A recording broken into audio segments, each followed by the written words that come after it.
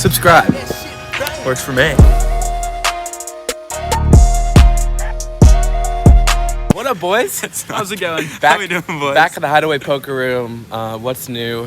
What's up, boys and girls? Ladies, what girls, up, my ladies? boys. It's Sunday night. We're playing some poker. Had a couple rough sessions in a row, for me at least. Trying to run it back, trying to get hot. It's a little cold right now, but I'm feeling it's going to get a lot hotter when we see some cards. Hit some sets, flop some quads, nothing too hard. Down for all of that, boys. Buying it for 300, 8 max, $1, $2 session. Let's go! We got it. You're literally bullying us into this. All right, guys, I obviously should go first for this game, but what are your guys' reasonings? Why should you go first, Frankie? Because I need the most help. I'm the worst poker player of the three, so I need the most time to play. You know, okay, that part kind of makes sense. Okay.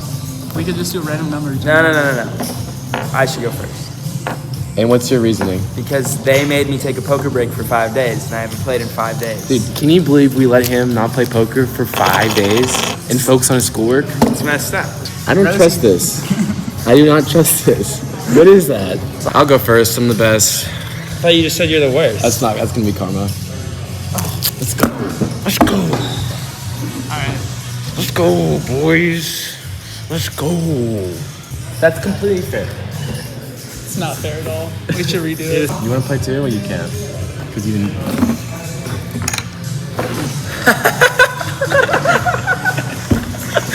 hate this. It's his phone. It's his So phone. dumb. It's His idea. Quickly after sitting down, I realized that we're at an action table. So for this game, we're playing the game of regret. It's 4 cards, but you discard a card after the flop and the turn, and it plays like regular Texas Hold'em. Okay, so we look down here at pocket kings with a suited ace and a random 5. Under the gun opens the action to $20. We see a call from the person in the cutoff. We see a call from the button, and the small blind completes for $20 here as well.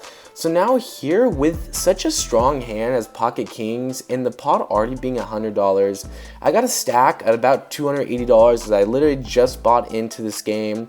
And I think with the blocker, 2 pocket aces, because obviously the only hand I'm losing to pre-flop is pocket aces, I have an ace. That makes it less likely that my opponents are holding pocket aces in their hand. So I decide to rip it all in for $290. I think I could take down the money in the middle right now while there's still a lot, and as long as the under the gun player folds, I shouldn't be pricing anyone in, as this still is a very large size bet. So that's what we do. We jam it all in there for $290. We see folds from all the players. It's looking good. I'm happy to take down $100 pre-flop, but nope, the small blind decides to make the call. But again, it's a game I'm not very familiar with. The flop comes ace-7 queen, and I flop top here, and I'm gonna get rid of the 5, keep my pocket aces just in case a set comes. When the turn is a queen, now it's time to get rid of my pocket kings as I'm playing my best 2 cards, which is gonna be ace-king. So that's what I keep. And we are good, guys. He has ace 4, 5, 6, so he did call me pretty loose, and I'm happy with my jam here. Definitely not going to be the last time we get in the pot with this player to our right. For this hand, we are on the button, and we look down at King 9 suited. A beauty to me in this session, as I've run pretty freaking card dead, and suited cards with only 3 cards in between them looks pretty damn good to me right now. The hijack opens to $12, and I decide to call on the button, see a flop, and the big blind comes along as well. We see a flop of ace-9 ace. We pick up 2 pair along with the highest possible kicker, and it checks to the hijack, who bets $20. Here, he can have a lot of bluffs in his range too. This guy was pretty aggressive at the table, so I decide just to make the call and assess a turn. The big blind, however, comes along as well, so that's a little bit alarming to me. I've got to keep an eye on him. We see a turn of the 7 of clubs. Pretty good card for me, as it gives me the nut flush draw as well to go along with my 2 pair. The big blind and hijack both check to me. This makes me think that neither of them are likely to have an ace, and I want to take advantage of this and really charge a weaker 9, as well as maybe put 10s or jacks in a tough spot. I decide to bet here for $45, and we see a call from the big blind, and immediately I know that he probably is holding a weak ace. Luckily, I've got outs against him, and the hijack gets out of there quick, so our assessment on him was right. He was likely bluffing. The river comes the 6 of hearts, a complete dud. We miss, but our hand still has some showdown value. The big blind checks to me, and I decide just to check back, hoping to maybe be good some percentage of the time here.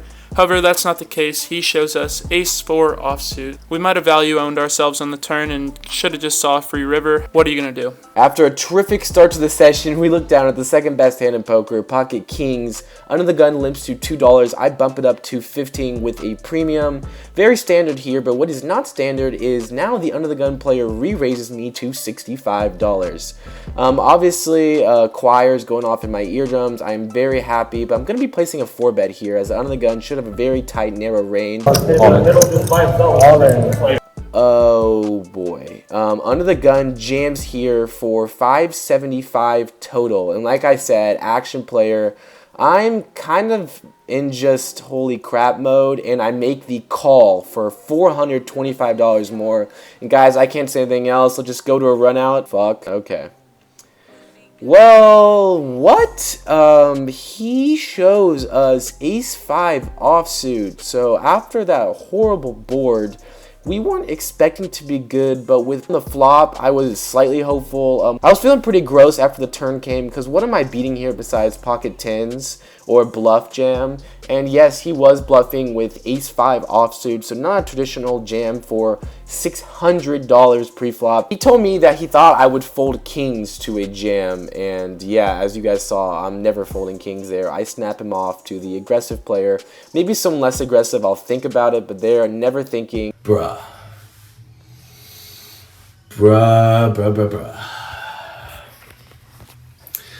So we are minutes after a gnarly, crazy swing. All in the first hand, won it. Next hand, all in for $100, won it. Went from a double up, extra 100. Very next hand, we pick up pocket kings, and our kings get busted. So we go from what would have been up about $1,200 to now I am down about $100. So yeah, crazy swing, crazy. I wish he would have asked me if we could run it multiple times, but I mean, that's poker. I need to start winning some of these bad beats, dude. I gotta start winning some of these. So we're gonna try not to play tilted and get it back. Let's go, boys. This hand, we look down at ace-8 of diamonds in middle position. We're playing 1-2 6-handed. There is a limp, and I actually limp as well in middle position. Definitely not my standard hand, my standard line, but we are going to try to see a cheap flop here. The cutoff limps and the button raises to 10. Small blind calls. I make the call. Everyone makes the call except one. We're going to go 5 ways to a flop. So the flop comes ace-8-6 with 2 spades. So a pretty good flop for us.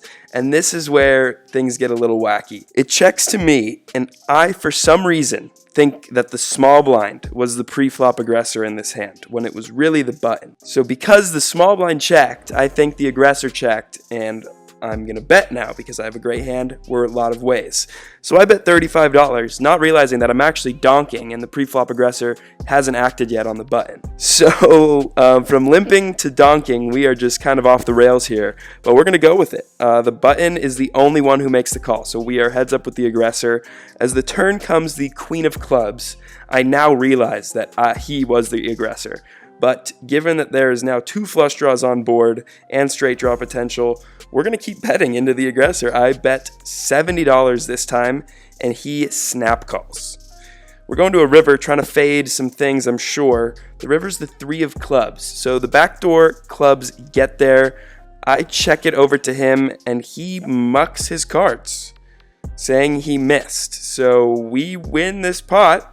Over 100 big blind pot, from limping a mediocre hand to donking into the pre-flop aggressor 5 ways. I apologize for this kind of scrappy performance here, but we are going to take a big pot down. On to the next one. For this hand, we are in the small blind and we look down at pocket 10s. We see a straddle from under the gun. Under the gun plus 1 calls a $4 straddle, and middle position decides to open it up to $15. Cutoff calls, and me in the small blind, I decide just to call here rather than 3-bet to set mine out of position. Big blind calls as well. Under the gun calls a straddler, and the under the gun plus 1 limper calls as well. We are off to a flop 6 ways that comes 5, deuce, 6, 2 clubs. Not a bad flop for 10s. I check, and the big blind actually donks for $20. It folds around to the cutoff, who makes a call for $20, and I am stuck here between raising and calling. I decide just to call and see a turn. The turn comes the 8 of spades and I check again, slow play my 10s, and big blind bets $20 yet again. Cutoff quickly folds this time, kind of interesting, especially because the pot's so big, and I decide just to make the call here. The river is the Jack of Hearts. Pretty bad river for 10s, however, I still have a lot of hands beat that might donk on that flop. Big blind bets $45 into me here. It's a pretty small bet and it seems very value heavy. However, for this price, I just think I can't ever be folding. Also, this guy had bluffed in the past at this table. I'd seen him do it a few times. So I decide just to toss in the call. Dude, I call. I really under-rep my 10s here. He flips over pocket 7s, so we are good. We take it down. He actually had a lot of outs on the turn. Happy to scoop a pretty large pot our way. For this hand, we look down at Jack 10 of hearts in the big blind. Under the gun +1 bets $15, and the illusion player makes the call. We say call from the small blind. I actually deliberate making a 3-bet here, but I instead just make a call for $15. We're going 4 ways to a flop.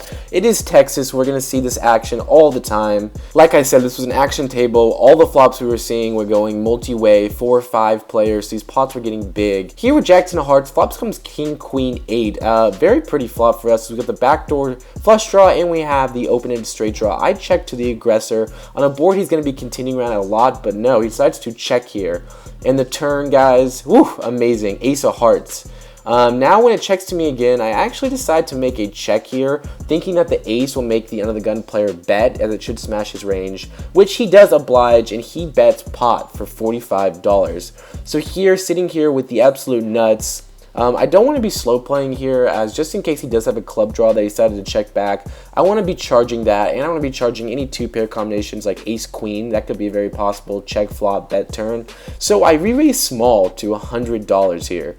I'm really nutted here, as I've got the backdoor flush draw and I have the nuts already, so I'm not really worried about any river card. That's why I decided to go for a smaller raise.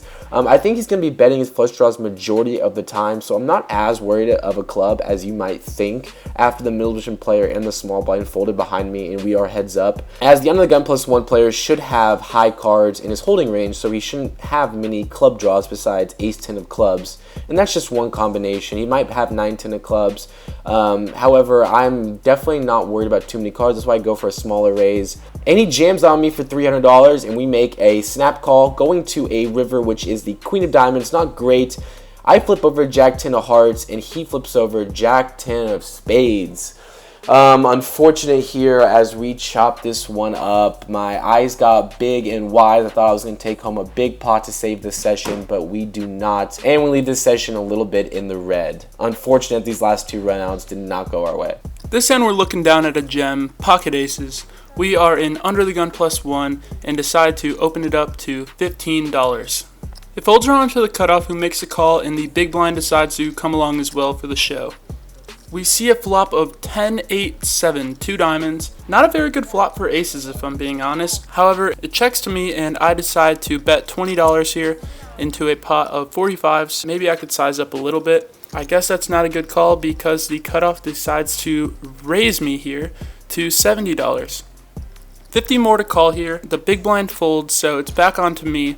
I'm trying to think of a lot of holdings that she could have here that would be raising me. It doesn't really make sense for her to raise a draw or flush draw, specifically at our table. No one was really raising as a bluff. I felt like this was a really strong raise, and this player in particular tended to overplay her really strong hands and check often with her draws. So I also hate almost every single turn, even the ace of diamonds I don't like.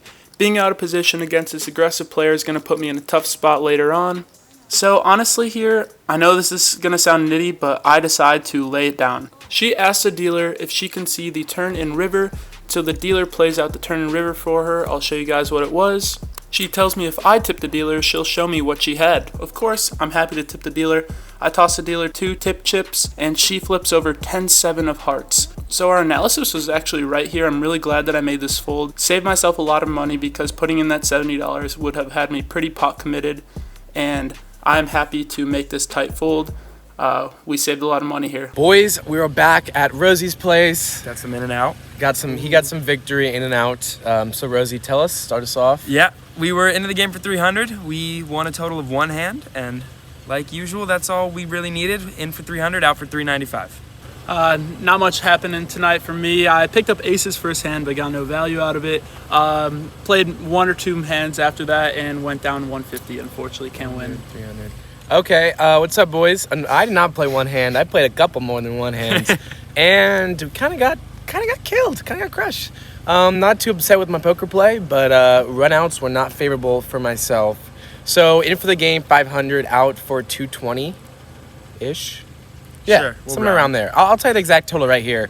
It's a lot of money, but I hope you guys enjoyed this one. If you did, make sure to leave a fucking subscription. God damn. Make sure to like and subscribe. There we go. And if this looks good to you, subscribe. Works for me. All right, peace, boys.